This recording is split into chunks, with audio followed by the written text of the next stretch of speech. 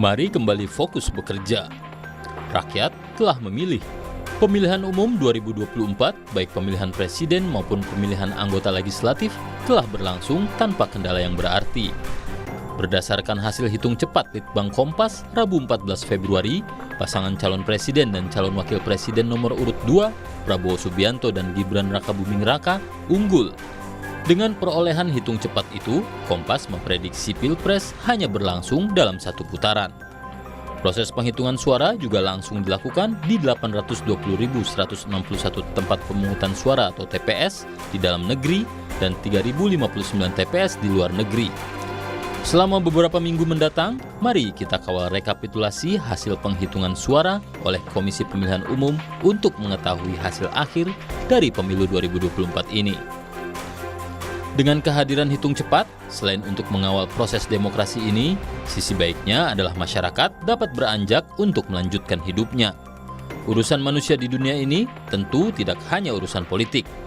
Ada hal penting lain, seperti soal kesejahteraan sebagai bagian isu perekonomian. Kondisi perekonomian global tahun 2024 ini sebenarnya cukup baik, meski ada konflik di Timur Tengah. Indeks S&P 500 misalnya, sepanjang 2024 ini sudah tumbuh 4,69%. Bitcoin halving pun kurang dari 68 hari lagi sehingga menjadi kabar baik bagi investor kripto. Di dalam negeri, indeks harga saham gabungan atau IHSG tetap bertahan di atas 7 ribuan. Berdasarkan data 5 kali pemilu sejak 1999, IHSG selalu menguat. Guncangan terhadap pasar biasanya lebih besar karena kenaikan harga bahan bakar minyak atau BBM.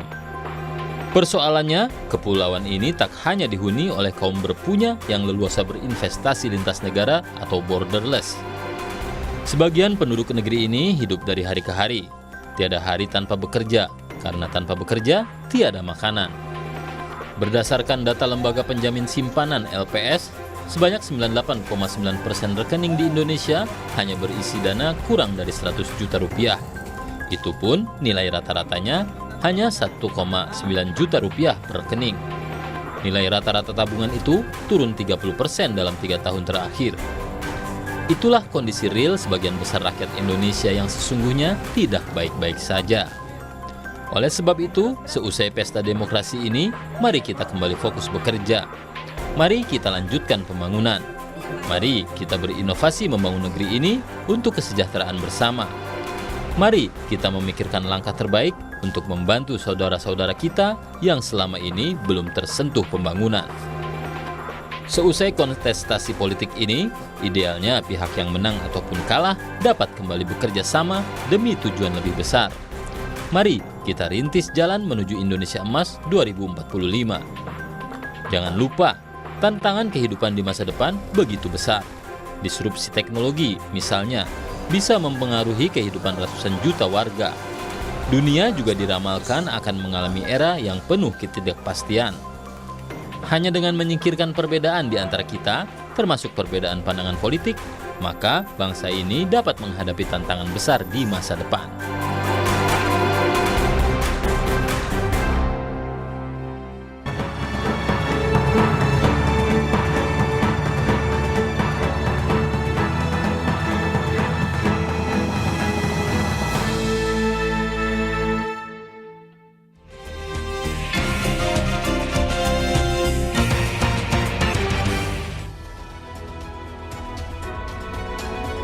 Kita berada di segmen Ulas Kompas dan kita akan bahas apa yang menjadi sorotan Harian Kompas edisi 15 Februari 2024 dan sudah bersama saya di sini ada Mas Tri Agung Kristanto. Selamat pagi Mas. Selamat pagi Gita.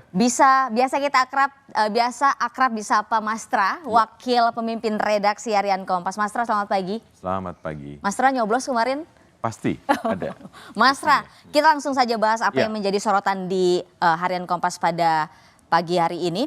Ini kalau kita lihat ada infografis Mas Ra. Betul. Ini ada 7 lembaga survei yang menampilkan bahwa Prabowo Subianto dan Gibran Rakabuming Raka ini menempati posisi pertama ya. Apa yang bisa digambarkan dari visual ini Mas? Kalau berdasarkan data dari 7 lembaga survei termasuk Litbang Kompas kemarin, menunjukkan bahwa pemilu presiden dan wakil presiden tentu saja akan berlangsung satu putaran, karena kemarin juga sudah dideklarasikan bahwa kira-kira akan menjadi satu putaran. Meskipun kita masih menunggu hasil dari Komisi Pemilihan Umum, dan kemudian dari angka-angkanya ini kelihatan sekali bahwa sebenarnya dari berbagai lembaga survei ya bergeraknya kira-kira relatif sama gitu. Jadi ini dengan lihat data suara masuknya sudah relatif stabil gitu, sudah relatif selesai.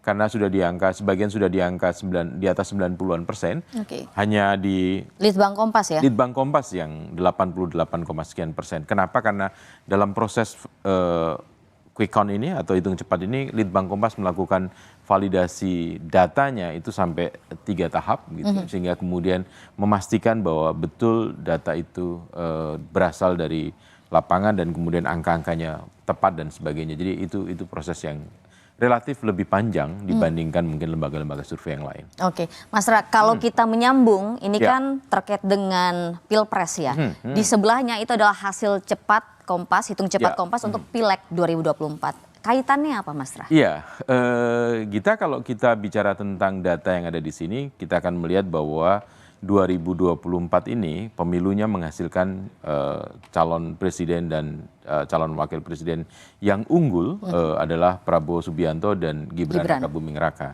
Tetapi kalau kemudian kita melihat di data sebelahnya dari hitung cepat untuk pemilu legislatif, partai politik kita melihat bahwa PDIP masih yang berada tingkat paling atas gitu. Meskipun datanya kalau kita mengacu data ini saja gitu, artinya berdasarkan dari hitung cepat sampai dengan 60,8%, dan biasanya sudah relatif sudah stabil, itu di angka 17,3% PDIP itu dibandingkan dengan data tahun 2019, pemilu 2019 memang mengalami penurunan, karena tahun 2019 PDIP itu meraih 19,3%.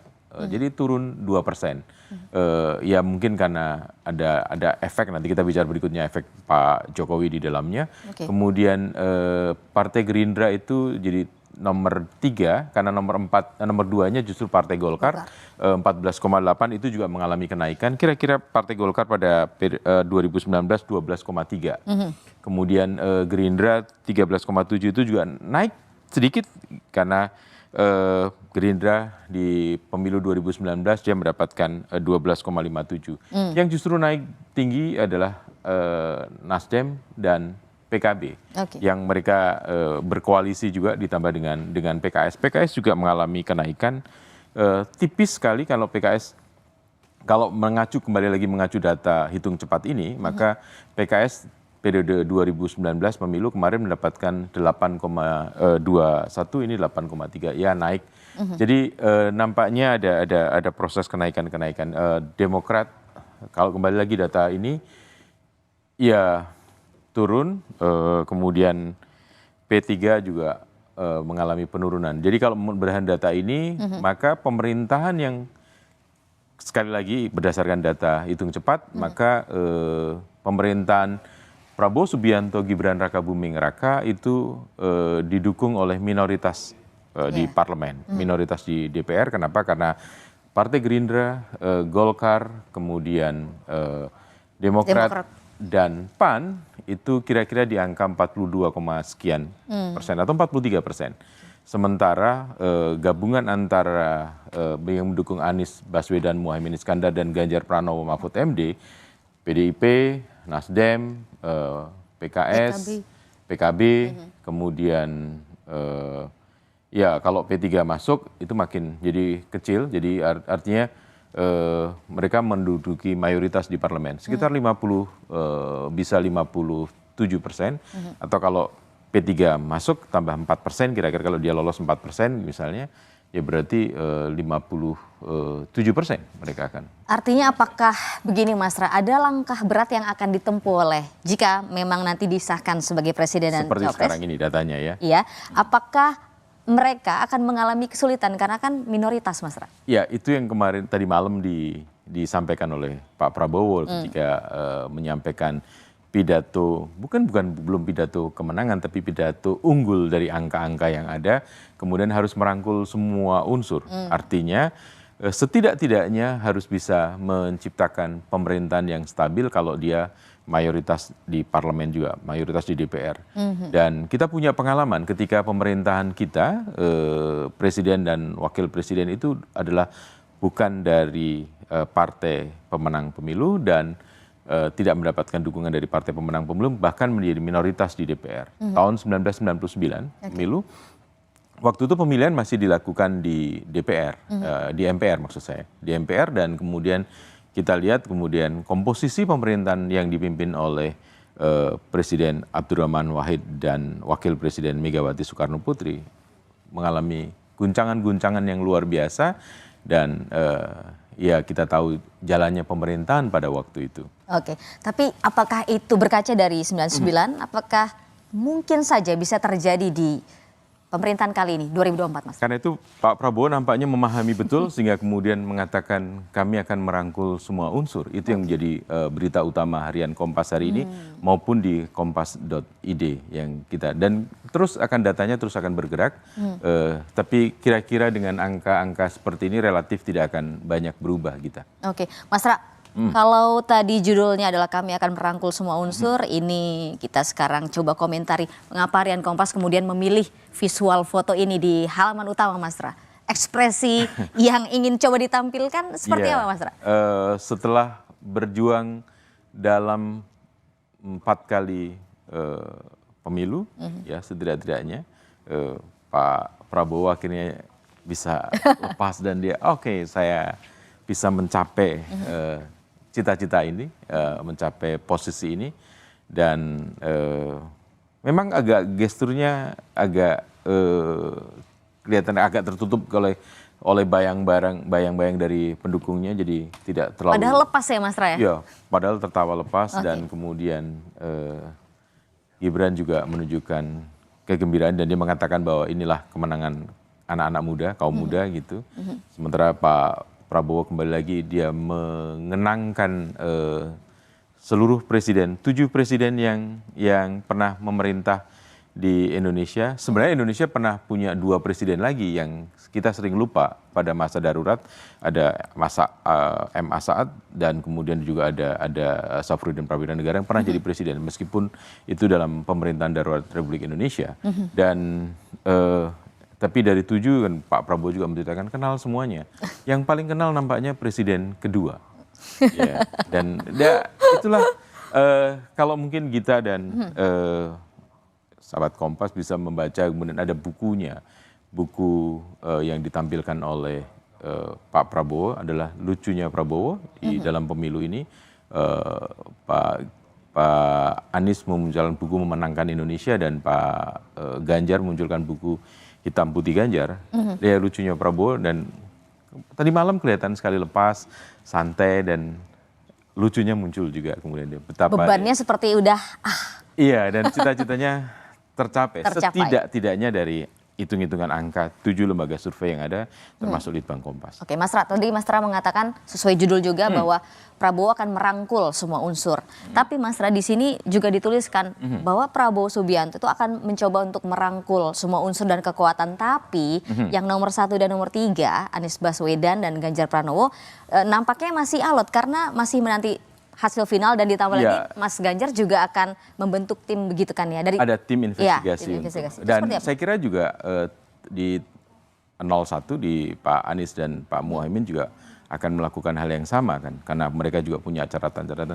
Dalam pemilu tahun 2024 ini pemilu yang menurut saya relatif, harus katakan bahwa relatif lebih gaduh dibanding pemilu 2019 maupun pemilu 2014, bahkan dibandingkan pemilu 2024 maupun 2004 dan 2009, di mana waktu itu 2009 Pak SBY yang berpasangan dengan Pak Budiono menang 1 putaran kan, juga dengan angka yang mungkin lebih tinggi, sekitar 61% ya. Dari kalau mengacu data itu, ya secara etis memang harus mengatakan bahwa menunggu penghitungan suara KPU. Tetapi apakah kemudian akan bisa merangkul partai-partai itu atau merangkul calon-calon yang ada? Sejarahnya mungkin agak berat, saya mengatakan berat karena apa?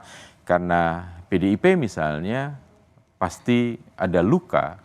Ya, karena ketika kita melihat pasangan Prabowo Gibran dan di belakangnya ada Pak Jokowi sebagai, nanti di halaman berikutnya kita bicara tentang efek Jokowi di dalamnya dan ya pasti ada luka. Kemudian yang kedua PKB. Kalau kita lihat kita pada waktu awal-awal membangun koalisi Gerindra adalah bersama dengan PKB, ya kan.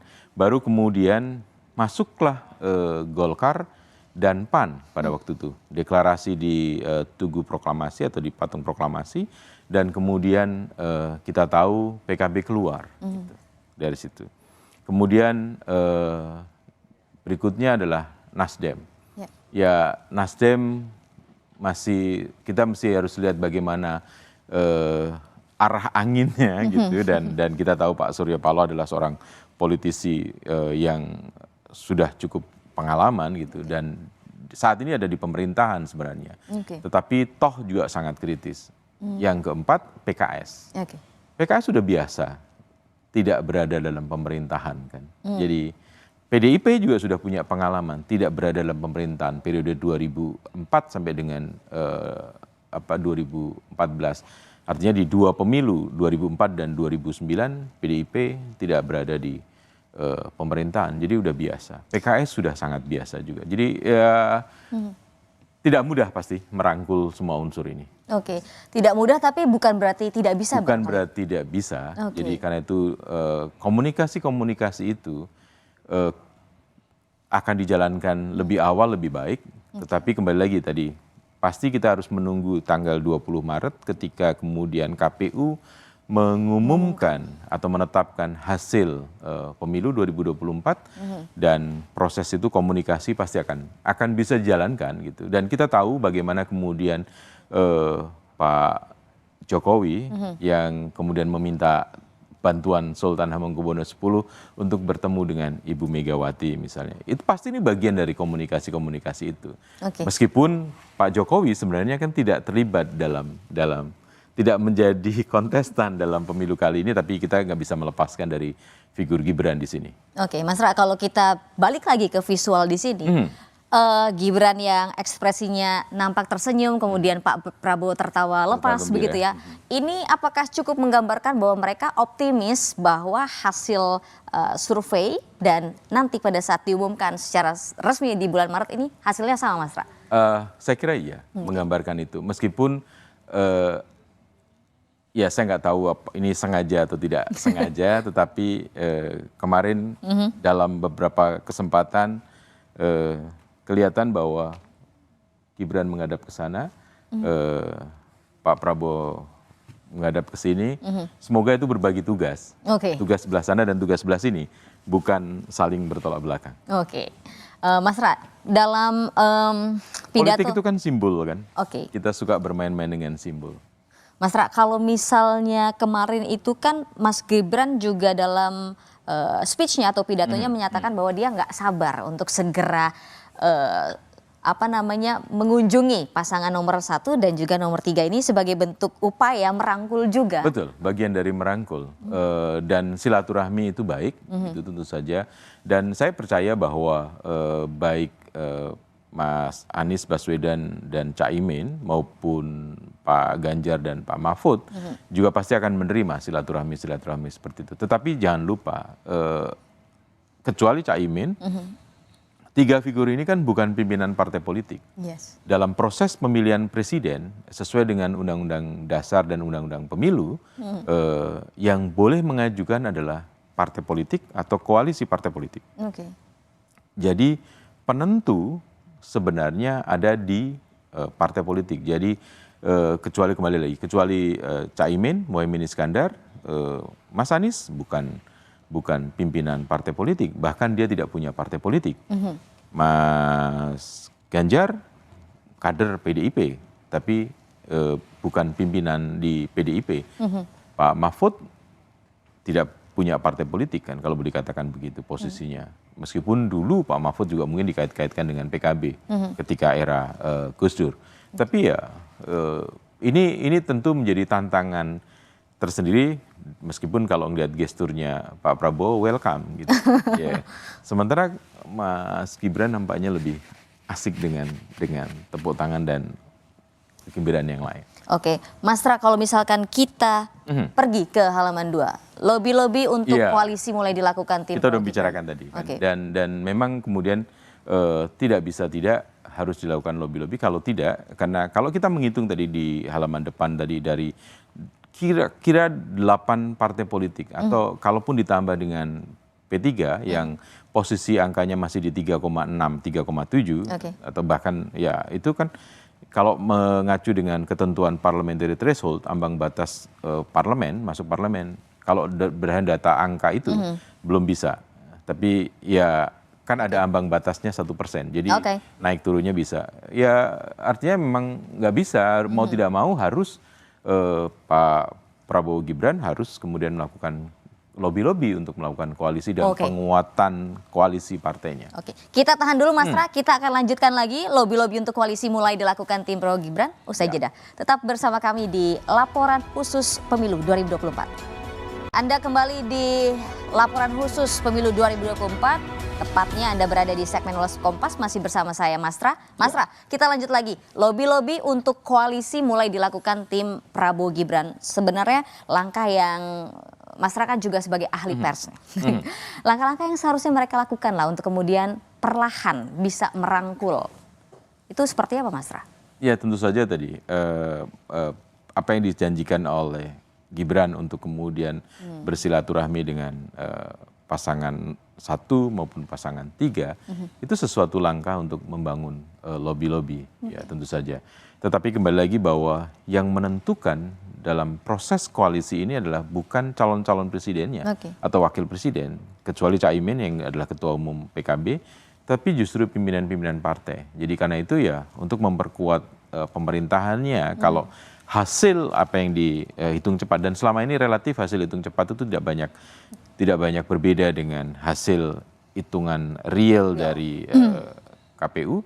Ya kemudian ya tentu saja harus berbicara dengan pimpinan-pimpinan partai-partai politik yang lain, yang itu bisa saja dilakukan bukan hanya oleh Prabowo Gibran atau timnya, tetapi juga kita tahu kembali lagi Presiden Jokowi punya peran yang tidak bisa dianggap kecil dalam konteks ini, karena kemudian Kompas hari ini di halaman 2 juga bicara tentang pengaruh Presiden Jokowi, bahkan di halaman 3 kita dan sahabat Kompas TV adalah juga kemudian bagaimana media-media asing juga menyoroti besarnya peran atau kontribusi Presiden Joko Widodo dalam proses kemenangan Prabowo Subianto dan Gibran Raka Buming Raka. Kalau dari grafis ini apa yang bisa Mas Tra terangkan? Ya, kita lihat betapa kemudian ini kan ada pra pemilu Desember 2023 yang lebih gelap, kemudian ada pasca pemilu Februari 2024, jadi setelah pencoblosan kemarin, yang menunjukkan bahwa ini pemilih Pak Jokowi yang ada di situ, dan kemudian ternyata di dalam yang bermigrasi kira-kira ke pendukung Prabowo Subianto Gibran adalah 62,6. Tinggi ya Mas ya? Tinggi sekali. Ya, dan ini angkanya kan relatif dekat dengan perolehan suara angka yang diperoleh dalam hitung cepat tadi kan, 62,6. Jadi sementara kalau yang ke Anies Muhaimin 13,7 dan ke Ganjar kecil sekali sebenarnya. 16. Jadi kalau kita perhatikan tadi angkanya dihitung cepat, Ganjar dan Mahfud kira-kira mendapatkan ya sekitar 17% juga, 16, sekian atau 17%. Dan angka itu relatif sama dengan angka PDIP. Jadi artinya ya pendukung PDIP mungkin relatif lebih solid ke sini. Mas Ra, kalau kita bicara soal migrasi dukungan pemilih Jokowi kan ke nomor 2 ini sangat tinggi sekali, 62, sekian persen gitu. Ini tapi kita nggak bisa pungkiri juga Mas, di sisi lain bahwa dinamika politik ini kan pemilu 2024 ini kan tinggi sekali ya, ada didugaan kecurangan dan segala macam gitu. Itu nggak terlalu berdampak ya Mas? Dalam proses ini kelihatan tidak berdampak. Artinya gini, pendukung Jokowi atau pemilih Jokowi selama ini mayoritas kemudian melihat apa yang dipilih atau yang didukung oleh Pak Jokowi secara tersurat maupun tersirat gitu, dan kita tahu semua relatifly buat Pak Jokowi pasti dan keluarga pasti akan mendukung nomor dua karena ada putranya di situ. Dan kemudian memang mayoritas lari ke situ.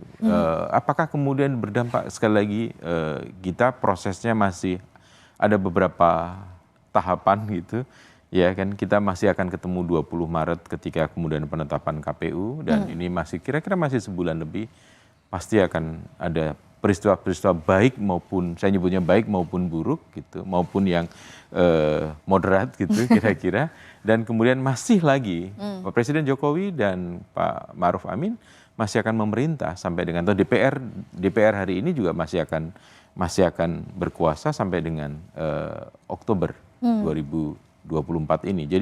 Jadi proses ini masih ada waktu-waktu yang ya semoga kita berharap baik-baik saja, tentu saja harapannya gitu. Tetapi sekali lagi, politik adalah sebuah seni untuk melihat berbagai peluang, opportunity. Dan politik tidak bisa dipisahkan dari upaya kompetisi dan kontestasi politik untuk merebut kekuasaan. Ya, jadi masih banyak hal yang bisa terjadi sepanjang 1 bulan lebih ini sampai kemudian bahkan sampai dengan Oktober 2024. Bagaimana mereka berkomunikasi itu menjadi sangat penting. Dan bagaimana kemudian meyakinkan kembali pada masyarakat di bawah pemilihnya, karena tentu setiap partai-partai punya pendukung-pendukung militan yang kemudian harus ada komunikasi politik yang baik supaya kemudian menciptakan stabilitas, menciptakan situasi yang kondusif. Oke, Mas Ra, kalau kita bicara soal tingkat kepuasan ini kan 62,6% ini, apakah bisa kita simpulkan ini adalah angka yang fenomenal, fantastis begitu, Mas? Sebenarnya ya boleh dikatakan begitu kan. Kenapa? Karena kalau kita melihat sejarah pertarungan politik antara Pak Prabowo dengan Pak Jokowi, 2 kali pemilu gitu, 2 kali pemilu, dan Pak Jokowi selalu menangkan gitu. Tapi kembali lagi karena ada faktor Gibran di sini, tentu ya menjadi, ya kita bisa pahami bagaimana kalau dalam filosofi Jawa ada namanya anak pola bopo keprada. Artinya ketika anak melakukan sesuatu, bopo kepada orang tua atau ayahnya itu juga harus melakukan support, mendukung itu semua. Jadi apakah munculnya Gibran karena kemauan Gibran atau kemauan orang tuanya atau kemauan yang lain kita tidak tahu, tetapi secara terbuka tidak pernah disampaikan. Tetapi kan kita tentu saja bisa merasakan. Jadi ini anak pola bopo keprada yang, atau kemudian mungkin dibalik juga mungkin bopo pola anaknya yang harus keprada. Jadi ya itulah politik ya, kita tidak secara, kadang-kadang politik kan ada 2 panggung. Panggung depannya kita melihat Pak Jokowi sebagai presiden memang sudah mengatakan tidak cawe-cawe, meskipun pada satu sisi mengatakan puisa kampanye dan bisa memihak sesuai dengan Undang-Undang Pemilu nomor 7 tahun 2017. Dia menggunakan pasal 299 kemudian, tetapi kan ada panggung belakang yang seringkali kita tidak banyak tahu, tetapi itu yang menentukan. Kita tidak pernah tahu kapan Pak Surya Paloh dan kemudian Muhaimin berkomunikasi secara intensif, tahu-tahu muncul kan pasangan itu. Kita juga tidak pernah tahu komunikasi di panggung belakang antara mungkin 8 atau 9 partai yang ada di parlemen ini. Mereka sudah melakukan komunikasi pimpinan-pimpinannya. Kita nggak pernah tahu. Tetapi kembali lagi, panggung depan dan panggung belakang ini saling menunjang, dan kemudian harapannya tentu saja hasil dari pemilu 2024 ini yang berdasarkan hitung cepat dari 7 lembaga survei, terutama Litbang Kompas, menunjukkan akan 1 putaran, meskipun koalisi yang mendukung Prabowo Gibran itu menjadi minoritas di parlemen, semoga harapannya kemudian akan ditemukan. Nah, politik tadi kembali seni kan, untuk mencari peluang, opportunity untuk kemudian menghasilkan sesuatu yang lebih baik dan lebih baik lagi. Oke, Mas Ra, kita tahu bahwa Pak Jokowi ini berasal dari PDIP. Iya. Kemudian kalau apakah masih di PDIP atau tidak, panggung belakang gitu kan. Nah, maksudku ini kalau nomor 2 itu kan anaknya ada di dalam sini Mas. Sementara PDIP itu sendiri mengusung calon yang lainnya. Nah, tapi ternyata suaranya Pak Jokowi itu cukup besar ke nomor 2. Tinggi malah 62%. Berarti kita bisa katakan bahwa meskipun Jokowi dibalut berita-berita negatif, ternyata masyarakat tetap masih Iya, percaya. karena kalau membaca hasil survei Kompas yang disampaikan Desember tahun 2023, tingkat kepercayaan, tingkat kepuasan kepada pemerintahan Jokowi Ma'ruf Amin, terutama kepada Presiden Jokowi masih sangat tinggi, masih 73%. Jadi itu artinya kalau coba kita lihat ya komposisinya kan di situ. Jadi nah ya inilah pendukung setia dari Pak Jokowi yang kemudian belum tentu mereka PDIP gitu, pilihan partainya. Tetapi ya kita tahu di masyarakat begitu banyak orang yang mengidolakan Pak Jokowi, tetapi pada belakangan ini juga kemudian justru menjadi pengkritik, bahkan boleh dikatakan menjadi penghujat Pak Jokowi. Jadi itu yang terjadi pergeseran dan sebenarnya hal yang biasa dalam politik kita. Kenapa? Karena seseorang pemuja, pendukung, kemudian beralih dukungan sesuatu yang biasa, tetapi kita tahu bahwa tingkat kepuasan kepada pemerintahan Jokowi itu masih sangat tinggi, masih di atas 70% itu Tinggi ya, Mas, ya? masih tinggi. Karena kita tahu kalau bandingkan dengan beberapa pemerintahan yang lain di negara yang demokrasi, Indonesia disebut sebagai negara demokrasi terbesar ketiga di dunia. Kita bandingkan bagaimana tingkat kepuasan kepada Presiden Joe Biden misalnya. Sekarang udah turun di atas, mungkin di bawah sekitar 50-51%. Oke. Mas Ra, ini ada survei pasca pencoblosan pemilu 2024. Judulnya Faktor Quote and Quote Jokowi penentu kemenangan. Apakah ini artinya di mana Pak Jokowi berada pasti si calon ini akan menang, Mas Ra? Di satu sisi kelihatannya begitu. Kenapa? Karena kalau kita mau bicara secara terbuka, ini boleh dikatakan juga kemenangan kembali lagi. Faktor Jokowi menjadi penentu kemenangan, ini jadi kemenangan Pak Jokowi dan kita. Ini adalah rekor boleh dikatakan 8 Pak Jokowi memenangi sebuah kontestasi. Ya. Meskipun tidak semua langsung. Pak Jokowi 2 kali memenangkan pilkada di Solo sebagai wali kota, 2 periode boleh dikatakan. Kemudian sekali di Gubernur DKI, yang ketiga. Kemudian 2 kali pemilihan presiden, ditambah lagi 2 putra dan menantunya memenangi pilkada, 1 di Solo dan 1 di Medan. Ini pengaruh Jokowi semua. Ditambah sekarang 8 kali. Ya, meskipun dari 8 kali itu kita boleh mengatakan 7 adalah support by gitu kalau dikatakan, disupport sepenuhnya oleh PDIP kecuali yang ini. Oke. Nah, jadi padahal tadi kita bicarakan apakah sampai hari ini Pak Jokowi masih sebagai kader PDIP? Panggung depan masih mengatakan begitu.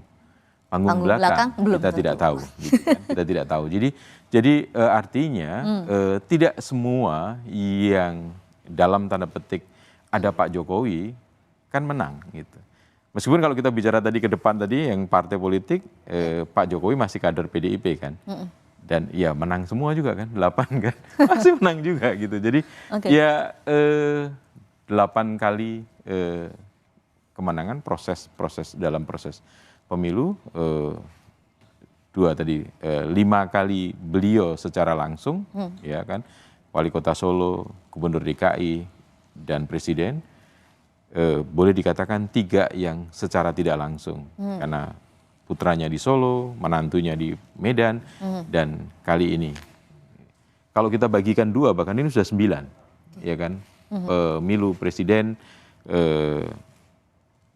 faktor Pak Jokowi ada di pasangan nomor 2, Prabowo Gibran, dan pemilu legislatif, orang masih percaya bahwa Pak Jokowi adalah kader bagian dari PDIP. Iya, Oke. iya, bagian dari PDIP. Apa yang membuat faktor Jokowi Effect ini begitu melekat di masyarakat? Apakah memang cuman karena faktor kinerjanya yang masih dinilai baik atau ada faktor lain, Mas Ra? Saya kira paling utama adalah kinerja. Meskipun setahun terakhir ini, karena itu tadi saya sampaikan, masih ada proses di bulan Maret sampai dengan Maret, kemudian proses berikutnya sampai dengan Oktober 2024 ini, dan ya kita tidak tahu sehabis itu. Oke. Bahkan kalau ini kan ini masih masa di mana Pak Jokowi masih memerintah, dan tentu sebagai presiden seperti yang disampaikan di masyarakat juga, kemudian beliau punya tangan-tangan yang kemudian bisa menggerakkan banyak hal gitu. Oke. Tapi setelah itu kita tidak tahu. Mas Ra, kalau bicara soal yang grafis ini, Mas, 8 program hasil terbaik cepat Prabowo Gibran ini, apa yang mau coba disampaikan? Iya, ada 8 hal yang angkanya 8 juga, 8 kali kemenangan. Oke. Ya, saya tahu Pak Jokowi, saya yakin Pak Jokowi suka bermain-main dengan angka-angka. Oke. Dulu Pak SBY juga gitu kan, tidak pernah menggunakan angka genap. Kalau mau mengatakan 4, 3 plus 1. Oke. Ya kan. Nah, mungkin Pak Jokowi juga suka bermain-main dengan angka. Angka 8 itu angka dalam Kesempurnaan ya, Mas? iya, dalam filosofi Jawa maupun di filosofi Cina gitu juga ini bagus gitu. Dan 8 ini kita menggambarkan apa yang mau dilakukan. Memberi makan siang dan susu gratis itu yang selalu disampaikan. Meskipun ini juga sempat dapat cibiran ya, Mas ya? Iya, karena pasti ini akan memakan anggaran yang besar. Sangat dan besar.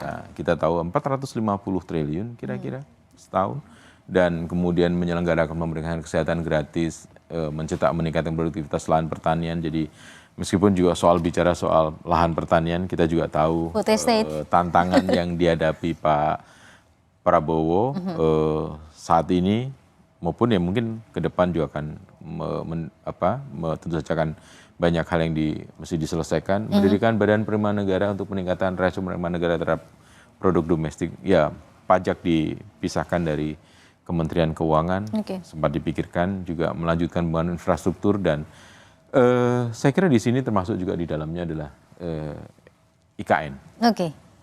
Jadi ya ini program yang akan didorong oleh Pak Prabowo dan Gibran tentu saja untuk ya ini proses keberlanjutan. Kata kuncinya adalah memang keberlanjutan yang disampaikan oleh Prabowo Gibran dalam kampanye-kampanyenya.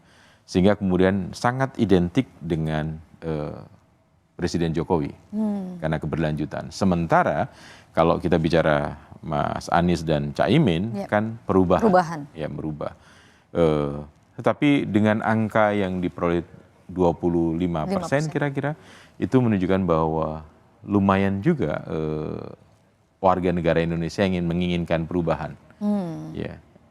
Dulu orang memperkirakan akan, kalaupun misalnya perolehannya adalah kemudian Prabowo Gibran, kemudian Ganjar Mahfud, baru kemudian Anies Muhaimin. Ternyata kan hasilnya kan dari hitung cepat kita tahu bahwa Anies Muhaimin bisa mengungguli Ganjar Mahfud. Itu artinya memang agak susah ya kita, kalau Pak Prabowo Gibran jelas keberlanjutan, sementara Pak Anies dan Caimin perubahan, Ganjar ini kan di tengah-tengah kan. Iya. Mengubah tidak, keberlanjutan juga orang bertanya-tanya karena begitu banyak kritik yang disampaikan. Oke, Mas Ra, seandainya memang hasil penghitungan real nanti sesuai dengan hasil penghitungan cepat, artinya Prabowo Subianto dan Gibran akan memimpin Indonesia. Tapi bagaimana dengan pendapat yang mengatakan bahwa Mas Gibran ini adalah bayang-bayangnya Pak Jokowi. Jadi meskipun Pak Jokowi nanti sudah turun tahta lah ibarat kata, tetap saja ada Pak Jokowi di belakang Mas Gibran. Bahkan bukan hanya di belakang Gibran sebagai putranya, juga di belakang Prabowo. Karena kita tahu yang mengendorse Pak Prabowo. Kita tahu bagaimana kemudian dalam proses politik tahun 2019, Pak Jokowi, meskipun ada cerita-cerita di belakangnya gitu, di panggung belakang, tapi kita tahu bahwa Pak Jokowi mengajak Pak Prabowo masuk yang adalah kompetitornya dalam pemilu 2 kali mengajak masuk ke dalam kabinet. Dan kita nyaris tidak pernah menemukan dalam panggung politik dunia yang kejadian seperti di Indonesia. 2 orang yang berkompetisi dalam 2 pemilu kemudian ternyata dalam satu perahu. Iya. Jadi mungkin nggak pernah ada di dunia ini. Secara teori politik juga kita akan susah menjelaskannya. Tetapi realitasnya itu. Jadi sebenarnya sejak 2019 karena Pak Jokowi tahun 2024 meskipun kita juga mendengar cerita tentang Pak Jokowi minta perpanjangan periode dan kemudian meminta perpanjangan 2 tahun gitu. Misalnya, tetapi setidak-tidaknya Pak Jokowi sebenarnya dengan merekrut Pak Prabowo sebagai menterinya, bahkan partainya juga diajak serta dalam pemerintahan. Pak Jokowi juga sejak awal mungkin juga bisa mempersiapkan Pak Prabowo ya sebagai suksesornya berikutnya. Ya. Dan ketika kemudian ada putranya di situ, ya dengan berbagai macam dinamikanya di Mahkamah Konstitusi maupun di KPU dan di masyarakat tentu saja, ya kita tahu bahwa Pak Jokowi memang mempunyai pengaruh yang seperti digambar tadi, pengaruh pada 2 figur. Bukan hanya pada satu figur putranya, tapi menurut saya sih di 2 figur ini. Ya. Terima kasih banyak Mas Ra sudah bergabung bersama kami di Liputan Khusus Sama-sama. Pemilu 2024. Ya. Saudara jangan kemana-mana, tetaplah bersama kami karena kami akan kembali usai jeda.